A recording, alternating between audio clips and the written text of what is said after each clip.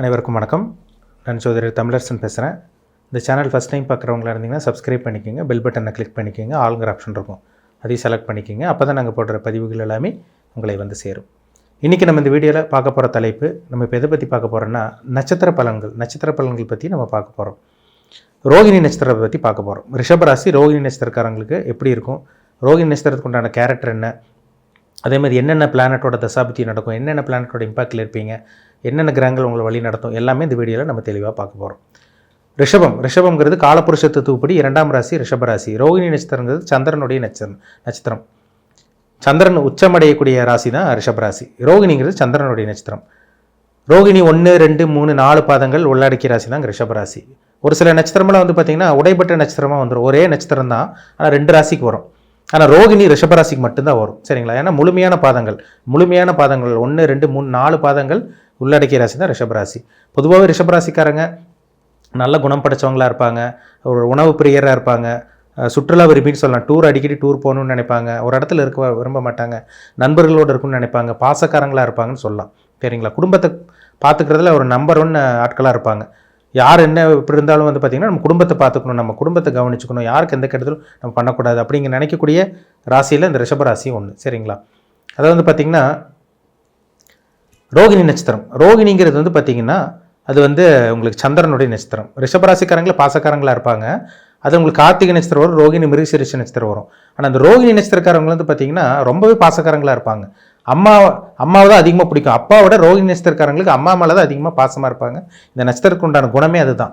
ரோகிணி நட்சத்திரக்காரங்க இலகிய மனம் படித்தவங்களாக இருப்பாங்க, அன்பு பாசத்துக்கு கட்டுப்பட்டவங்களாக இருப்பாங்க, இறக்க குணம், ரொம்ப ஒரு ஈவிறக்கம் சொல்கிறாங்க பார்த்தீங்களா, இந்த நட்சத்திரத்துக்கு உண்டான குணமே அதுதான். அன்பு பாசமாக இருப்பாங்க, ஒரு சென்சிட்டிவான ஒரு பர்சனாக இருப்பாங்க, ஒரு சில விஷயங்களை கண் கலங்கிடுவாங்கன்னு சொல்லலாம். ஒரு சில விஷயங்கள் நெகட்டிவான கெட்ட விஷயங்கள்லாம் காதில் கேட்டாங்கன்னா அவங்களால ஏற்றுக்கவே முடியாது, கண் கலங்கிடுவாங்க. ஏன்னா சந்திரனுடைய நட்சத்திரம் ரோகிணி. இலகிய மனம் கொண்டவங்களாக இருப்பாங்க கண்டிப்பாக. ஆனால் வந்து குழப்பவாதிங்க. ஏதோ ஒன்று நினச்சிட்டாங்கன்னா ஆழ்ந்து அதையவே சிந்திச்சு ஒரு வழி ஆயிடுவாங்க. மன ரீதியான பாதிப்பெல்லாம் வரக்கூட வாய்ப்பு இருக்குது இந்த நட்சத்திரத்துக்கு உண்டான அமைப்பே அப்படி தான். ஒரு விஷயத்தை நினச்சிட்டாங்கன்னா ஆழ்ந்து அதுவே திங்க் பண்ணி ஒரு விஷயத்தில் அப்படியே ஆழ்ந்து போய் அப்படியே உடம்பு ஆரோக்கியத்தெல்லாம் கெடுத்துருவாங்க. மனசையும் கெட்டு போய் உடம்பு கெட்டு போகும். ஒரு சில விஷயங்கள்லாம் இருக்குது, நல்ல குணம் இருக்கும். ஒரு சில பேர் மேலே உயிராக பழகிட்டாங்கன்னா அவங்களால அவ்வளோ சீக்கிரம் விட முடியாது. பாசம் வச்சுட்டாங்கன்னா அவங்க மேலே அந்தளவுக்கு அளவு கடந்த அன்பு பாசத்தை காமிப்பாங்க இந்த நட்சத்திரக்காரங்க. அதுலேருந்து மீண்டு வெளியே வர்றது ரொம்ப கஷ்டம் இவங்களால. சரிங்களா? எந்த ஒரு விஷயமா இருந்தாலும் கெட்ட விஷயத்த இவங்களால ஏற்றுக்க முடியாது, கெட்ட விஷயத்த இவங்களால கேட்க முடியாது. ரொம்ப சென்சிட்டிவாக ரொம்ப ஒரு இலகிய மனம் கொண்டவங்க தான் இந்த நட்சத்திரக்காரங்க. நல்ல ஒரு நட்சத்திரங்க, அருமையான நட்சத்திரம். இந்த சந்திரன் உச்சமடையக்கூடிய வீடு ரிஷபம். ரோகிணிங்கிறது சந்திரனுடைய நட்சத்திரம். நல்ல பாசக்காரங்களா, அன்பு பாசத்துக்கு கட்டுப்பட்டவங்களா, இல்லாதவங்களுக்கு கொடுத்து உதவி செய்கிறவங்களா, நல்லது நினைக்கக்கூடியவங்களா இருப்பாங்க இந்த நட்சத்திரக்காரங்க.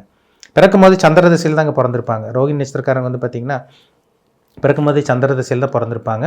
சந்திர திசை முடிஞ்சு செவ்வாய் திசை ஒரு 7 வருஷம் திசையை நடத்தும். 7 வருஷம் செவ்வாய் திசை நடக்கும். சரிங்களா? செவ்வாய் நல்ல ஒரு இடத்துல இருந்தால் பரவாயில்ல, அது ஒரு நல்ல ஒரு அமைப்பு கொடுத்துரும். அவங்க அப்பா அம்மாவுக்கு நல்ல ஒரு வளர்ச்சி இந்த மாதிரிலாம் கொடுக்குது.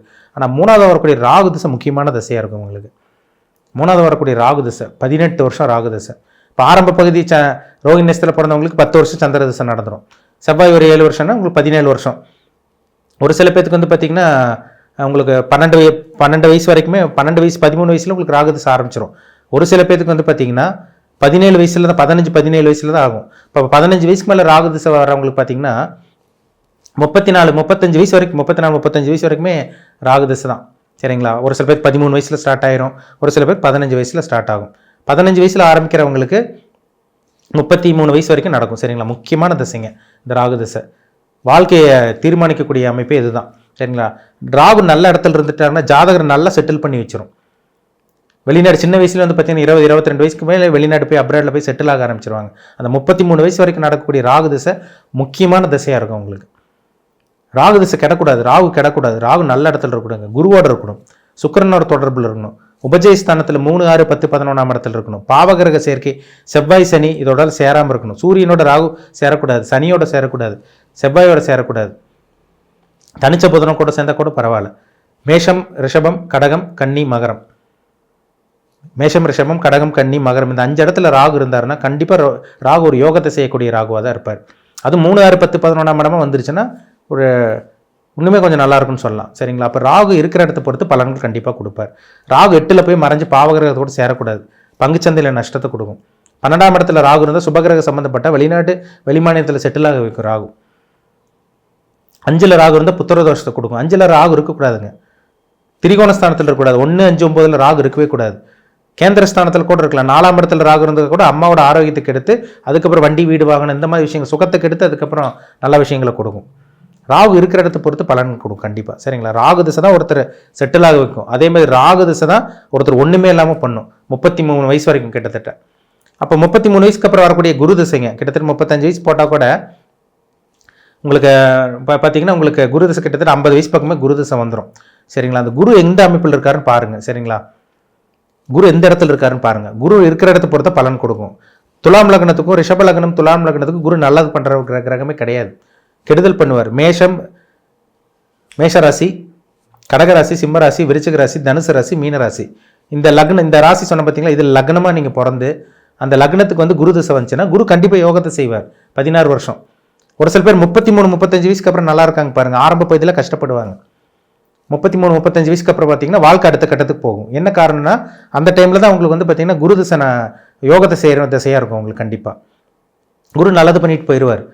33 வயசுக்கு அப்புறம் பாருங்கள் சார், அப்போ தான் நான் நல்லா இருந்தேன், அதுக்கப்புறம் தான் வாழ்க்கையே மாறிச்சு, அது வரைக்கும் வாழ்க்கை போராட்டம் தான், ஒன்றுமே எங்களுக்கு கிடைக்கல, சாப்பாடு துணிமணி எல்லாத்துக்கும் கஷ்டப்பட்டாச்சு, 33 வயசுக்கு அப்புறம் தாங்க சார் வாழ்க்கையில் சில நல்ல விஷயங்களை ஆரம்பிச்சதுன்னு பார்க்க ஆரம்பிச்சு அப்படின்னு சொல்கிறாங்க பார்த்தீங்களா.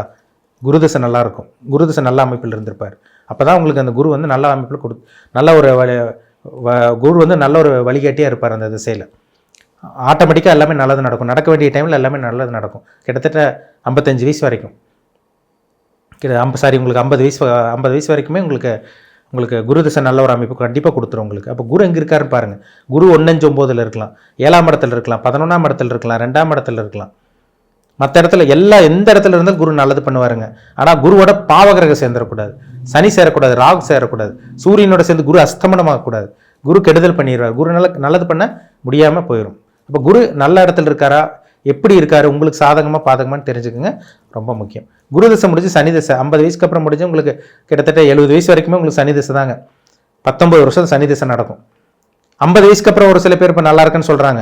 ஒரு சில பேர் நான் 50 வயசு வரைக்கும் நல்லா இருந்தேன், 50 வயசுக்கு மேலே எனக்கு எதுவுமே நடக்கல, வாழ்க்கை போராட்டமாக போச்சுங்க சார், முடக்கி வச்சிருச்சு, விவசாயத்தில் நஷ்டம், தொழிலில் நஷ்டம், கடன் தொல்லை அதிகமாக இருக்குது, வாழ்வாசாவான்னு போயிட்டு இருக்குன்னு சொல்கிறாங்க பார்த்தீங்களா. அது காரணம் அவங்க ஜாதகத்தில் சனி கெட்டு போயிருப்பார். சனி கெடாமல் இருக்கணும். சனி சூரியனோட சேர்ந்த சனி திசை அவுட்டு, சனி ஒன்றுமே பண்ணாது. ராகுவோட இருந்த சனி திசை நல்லது பண்ணாது. சூரியனோட சேர்ந்து சனி அஸ்தமனமாகக்கூடாது. சூரியனுடைய ராகுடையோ அதே மாதிரி செவ்வாயோட சனி சேர்ந்துட்டா தேவையில்லாத பிரச்சனைகள், பாவகிரகம் ஒரு இருட்டோட இன்னொரு கிரகம் பாவகிரகம் சேர்ந்துட்டாருன்னா ஒரு கொடுமையான பலன் அந்த 19 வருஷம் கொடுத்துரும். 50 வயசு மேலே சொல்கிறாங்க பார்த்தீங்களா, 50 வயசு மேலே ஒன்றுமே எல்லாம் போயிட்டாங்க சார், எங்களுக்கு வாழ்க்கையில் எதுவுமே நடக்கலை, வாழ்க்கை போராட்டமாக போயிடுச்சுன்னு சொல்கிறாங்க பார்த்தீங்களா. சனி திசை நடக்கிறவங்களா இருப்பாங்க, பாவகிரக சம்மந்தப்பட்ட சனி திசை நடக்கிறவங்களா இருப்பாங்க. இதே சுபகிரக சேர்ந்த சனி திசை கண்டிப்பாக நல்லது பண்ணும், கண்டிப்பாக யோகத்தை செய்யும், அதில் சந்தேகமே கிடையாது. சுபகிரக சம்மந்தப்பட்ட சனி திசை கண்டிப்பாக யோகத்தை செய்யுங்க, வாரி வழங்குன்னு சொல்லலாம். நல்ல தொழில் டெவலப் ஆகும், கடன் அடைப்பாங்க, நிறைய பிரான்ச் ஆரம்பிக்கிறது. சனி வந்துட்டாலே சனி திசை தான் ஒரு சில பேர் செட்டில் ஆக்குறது. சனி திசையில் தான் ஒரு சில பேர் செட்டில் ஆகுறாங்க. 50 வயசு மேலே ஒரு சில பேர் செட்டில் ஆகுறாங்க. ஒரு சில பேர் எல்லாம் பார்த்தீங்கன்னா 45, 50 வயசுக்கு மேலே தான் சார் வாழ்க்கையே நல்லா இருக்குது அப்படின்னு சொல்கிறாங்க. ஒரு சில பேர் 50 வயசுக்கு அப்புறம் ஒன்றுமே இல்லைன்னு சொல்கிறாங்க. என்ன காரணம்? அந்த சனி தான். சனி இருக்கிற இடத்த பொறுத்து. கடக சிம்ம லக்னக்காரங்களுக்கு சனி பெருசாக யோகத்தை செய்கிறதில்ல. அவங்களுக்கு தாங்க இப்போ ஒரு போராட்டமான ஒரு வாழ்க்கை, உடம்புல பிரச்சனை, ஹெல்த் பிரச்சனை, கடன் தொல்லை, அசிங்கமானப்படுறது, தலகுமிஞ்சு நிற்கிறது. கடக சிம்ம லக்னக்காரங்களுக்கு சனி திசை கொடுக்கும். கடக லக்னத்துக்கு 8ஆம் அதிபதியாக வந்துடுவார். சிம்ம லக்னத்துக்கு ஒரு 6ஆம் அதிபதியாக வந்து கடன் நோய் எதிர்ப்பு கொடுப்பார். கடக லக்னத்துக்கு அசிங்கமானம், கேவலம், அதே மாதிரி பார்த்தீங்கன்னா பெரிய கடனில் போய் மாட்டுறது, ஹாஸ்பிட்டலில் போய் அட்மிஷன் ஆகிறது, மறைமுக எதிரிகள் தாக்குறது எல்லாமே இந்த கடக லக்னக்காரங்களுக்கு இந்த சனி திசையில் கொடுக்குது 50 வயசுக்கு மேலே. அப்போது ஜாதகத்தில் சனி நல்ல இடத்துல இருந்தாருன்னா உங்களுக்கு அந்த 50லேருந்து 70 வயசு வரைக்கும் உங்களுக்கு வாழ்க்கை ஒரு நல்ல ஒரு வாழ்க்கை கண்டிப்பாக சனி கொடுத்துருவாருங்கிறதுல சந்தேகமே கிடையாது. உங்கள் பிறப்பு ஜாதகத்தை பாருங்கள், சனி என்ன அமைப்பில் இருக்கார், உங்களுக்கு சாதகமாக இருக்காரா, பாதகமாக இருக்காரா, உங்களுக்கு நல்லது செய்ய போகிறாரா, கெட்டது செய்ய போகிறாரா பார்த்து தெளிவாக தெரிஞ்சுக்குங்க. சனி முக்கியமான கிரகம், கர்மகாரகன் சனி, கர்மாவை தீர்மானிக்கக்கூடிய கிரகம் சனி. சரிங்களா? அப்போ ரிஷபராசி ரோகிணி நட்சத்திரக்காரங்க நீங்கள் எவ்வளோதான் நல்லவங்களாக இருந்தாலும், நல்ல இறக்க குணம் படைச்சவங்களாக இருந்தாலும், உங்களுக்கு நடக்கக்கூடிய தசாபுத்தி தான் உங்களை வாழ்க்கையை தீர்மானிக்கும். நல்ல கிரகத்தோட தசாபுத்தி நடந்தால் நல்ல கர்மாவில் பிறந்திருக்கீங்கன்னு அர்த்தம். கெட்ட கிரகத்தோட தசாபுத்தி லக்ன ஆதிபத்தியம் சரியாக இல்லாமல் இருந்துச்சுன்னா கண்டிப்பாக அது கர்மா வந்து உங்களுக்கு நெகட்டிவான கர்மாவில் தான் பிறந்திருக்கீங்கன்னு அர்த்தம். அது கிரகங்கள் பதில் சொல்லும். காலம் பதில் சொல்லுன்னு சொல்கிறாங்க பார்த்தீங்களா, கிரகங்களை பார்த்தாலே தெரிஞ்சுக்கலாம். இது இப்படி இருக்குது, இது உங்களுக்கு சாதகம், இது பாதகம் பார்த்து தெளிவாக தெரிஞ்சுக்கலாம். உங்கள் பிறப்பு ஜாதகத்தை பாருங்கள், கிரகங்கள் எப்படி இருக்குது, உங்கள் வயசு என்ன நட்சத்திர பாதத்தில் பிறந்திருக்கீங்க, 1ஆம் பாதமா 2ஆம் பாதமா 3ஆம் பாதமா 4ஆம் பாதமா, இது பார்த்து தெளிவாக தெரிஞ்சுங்க. அது ரொம்ப ரொம்ப நல்லது. சரிங்களா? மீண்டும் அடுத்த பதிவில் சந்திக்கும் வரை உங்களிடமிருந்து விடைபெறுவது உங்கள் ஜோதிடர் தமிழரசன். இந்த சேனல் பிடிச்சிருந்தா உங்கள் நண்பருக்கு உறவினருக்கு ஷேர் பண்ணுங்கள், லைக் பண்ணுங்கள், சப்ஸ்கிரைப் பண்ணுங்கள், பெல் பட்டனை கிளிக் பண்ணிக்கோங்க, ஆளுங்கிற ஆப்ஷன் இருக்கும், அதையும் செலக்ட் பண்ணிக்கோங்க. அப்போ தான் நாங்கள் போடுற பதிவுகள் எல்லாமே உங்களை வந்து சேரும். நன்றி, வணக்கம்.